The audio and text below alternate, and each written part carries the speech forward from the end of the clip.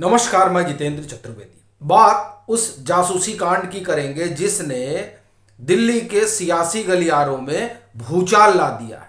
अब यह पता नहीं है कि अरविंद केजरीवाल किस किस की जासूसी करा रहे थे। क्या उसमें मंत्री भी शामिल थे, और मंत्री थे तो वो आम आदमी पार्टी के मंत्री थे या फिर वो कैबिनेट मंत्रियों की भी जासूसी करा रहे थे। ये सवाल इसलिए उठा है क्योंकि जब 21 मार्च को यानी बृहस्पतिवार को ईडी की टीम अरविंद केजरीवाल के घर पहुंचती है तो वहां उनको जो कुछ मिलता है उसमें इलेक्ट्रॉनिक डिवाइस तो है ही है, साथ ही साथ 150 पन्नों की एक रिपोर्ट मिलती है। और वो रिपोर्ट दरअसल कई सनसनीखेज खुलासे करती है जो जासूसी से जुड़ी हुई है और जो ये बताती है कि अरविंद केजरीवाल रेकी करा रहे थे, जानकारी जुटा रहे थे। किसके बारे में?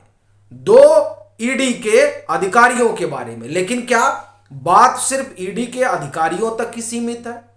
यह सवाल बहुत बड़ा हो जाता है। वो कौन अधिकारी हैं उस पर मैं आऊं, लेकिन इससे पहले एक बात आपको बताना और जरूरी है, और तब इस पूरे मसले की गंभीरता को आप ठीक ठीक से समझेंगे कि यह कितना बड़ा मामला है। बावजूद इसके कि अरविंद केजरीवाल को ईडी ने हिरासत में ले लिया है। राउज एवेन्यू कोर्ट ने उन्हें 28 मार्च तक ईडी की हिरासत में भेज दिया है। लेकिन उसके बाद भी क्या ये जो 150 पन्नों की फाइल है वो अकेली फाइल है या फिर और अधिकारियों की भी ऐसे ही फाइल तैयार की गई है? क्या उसमें नेता भी शामिल है?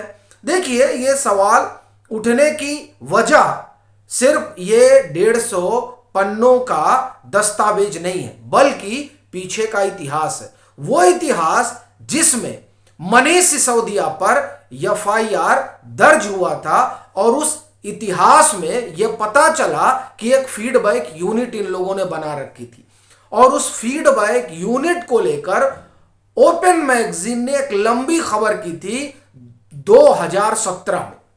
और वो कवर स्टोरी थी, उस कवर स्टोरी का नाम था के फाइल्स।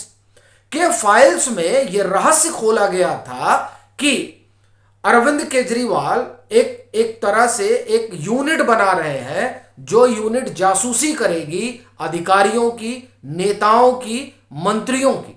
और उस जासूसी यूनिट में आप ये कहें कि जो सीबीआई के रिटायर्ड हैं, ईडी से रिटायर्ड हैं, उन लोगों को शुमार किया जाएगा। और उस बाबत सीक्रेट फंड भी बनाया गया था और उस फंड से पैसे भी गए थे, और ये सब एलजी की अनुमति के बिना हो रहा था। यह अपने आप में बड़ी बात है, क्योंकि किसी भी फाइनेंशियल लेन देन के लिए दिल्ली में दिल्ली एलजी की अनुमति जरूरी है, क्योंकि वही जो है इस आप ये कहें कि दिल्ली के तमाम मामलों के वही कर्ता धर्ता है। तो इसलिए वहां अनुमति आवश्यक हो जाती है। लेकिन उनकी अनुमति लिए बिना एक सीक्रेट फंड बनाया गया और उस सीक्रेट फंड के जरिए तमाम इंतजाम किए जाने लगे जासूसी कराने वाले।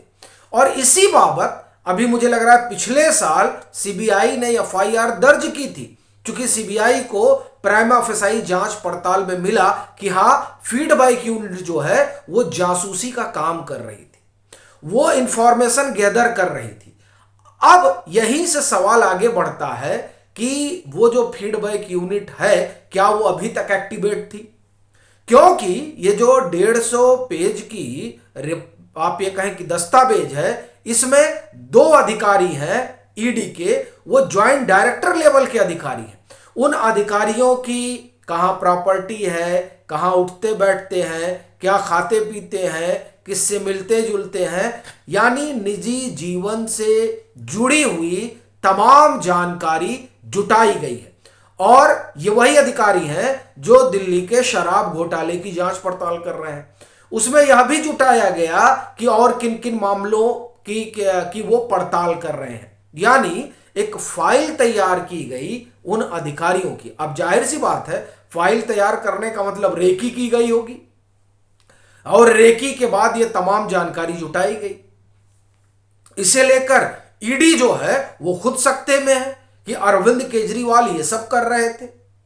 और यहीं से ये सवाल उठता है कि क्या ये जो दस्तावेज इन्होंने तैयार किया है ये सिर्फ इन्हीं दो अधिकारियों का है? ये जो जासूसी कराई है ये क्या सिर्फ इन्हीं दो अधिकारियों की, या फिर ईडी के आने की सुगबुगाहट को देखते हुए अरविंद केजरीवाल ने तमाम फाइलें वहां से पार निकलवा दी, ये फाइल गलती से वहां रह गई थी? ये सवाल उठना स्वाभाविक है। और हमने आपको बताया कि फीडबैक यूनिट इन्होंने बना रखी थी जिस बाबत मनीष सिसोदिया के ऊपर मामला दर्ज हुआ। अब उस फीडबैक यूनिट के जरिए किसके किसके बारे में जानकारी जुटाई गई है, एक बात। दूसरी बात, क्या अरविंद केजरीवाल ने कोई नया जासूसी तंत्र खोल लिया है? चूंकि केजरीवाल के पास तो ऐसा तो है नहीं कि कोई सीक्रेट सर्विस है, और आपको ध्यान हो तो बाकायदे इस बात की चर्चा जो है वो खूब हुई थी, राजनीतिक गलियारों में खूब चर्चा इसकी हुई। और यही वजह है कि इसने सियासी बवंडर खड़ा कर दिया है। कई तरह की कानाफूसी चल रही है, न मालूम किसकी किसकी इन्होंने जानकारी जुटा रखी है। और सबसे बड़ी बात है, लोकसभा का चुनाव है। इस चुनाव के दरमियान इस तरह की चीजें जाहिर सी बात है कि कई सवाल पैदा करती है। और इसीलिए ईडी ने यह मन बनाया है कि अरविंद केजरीवाल के खिलाफ एक जासूसी का मुकदमा भी दर्ज कराया जाए। अब वो जो दो अधिकारी हैं जो शराब घोटाले की जांच कर रहे हैं, एडिशनल डायरेक्टर कपिल राज और स्पेशल डायरेक्टर सत्यव्रत। अब आप देखिए कि इन दोनों लोगों की ये जानकारी जुटाए, और जैसा कि हमने आपको पहले बताया है कि फीडबैक यूनिट थी। तो अब बड़ा सवाल उठता है कि अरविंद केजरीवाल ने और किसके किसके दस्तावेज जुटा रखे हैं, किसकी किसकी जानकारी इकट्ठा कर रखी है। हालांकि अगर इसमें मामला दर्ज होता है तो जाहिर सी बात है अरविंद केजरीवाल के लिए एक मोर्चा और खुल जाएगा।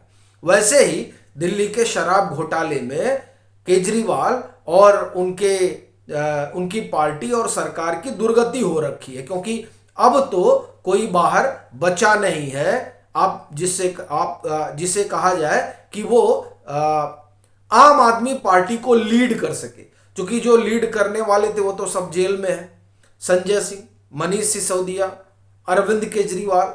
तो अब लीड कौन करेगा? तो ऐसा कोई फिलहाल बाहर तो नहीं है, तो वो अपने आप में एक संकट है। और ऐसी स्थिति में ये जो जासूसी वाला मसला है, ये मसला तो अरविंद केजरीवाल की सरकार को संकट में डाल देगा। क्योंकि बतौर मुख्यमंत्री ये तो अरविंद केजरीवाल ने, आप एक तरह से कहें कि भारी ब्लंडर कर दिया है। हाँ, ये कानूनी तौर पर, वैसे तो अरविंद केजरीवाल अपनी चतुराई में तमाम चीजें जुटा ही रहे थे, पर यह यक्ष प्रश्न है कि ये सिर्फ जानकारी इन्हीं अधिकारियों की है या इनसे अलग भी ढेर सारी जानकारी अरविंद केजरीवाल ने जुटाई है। तो किस किस के बारे में जुटाई है, किस किस की जासूसी अरविंद केजरीवाल ने कराई है, ये बड़ा सवाल है। आपकी क्या राय है जरूर साझा करें। मतांतर से नहीं जुड़े हैं तो जुड़े, वीडियो को लाइक करें और खूब साझा करें।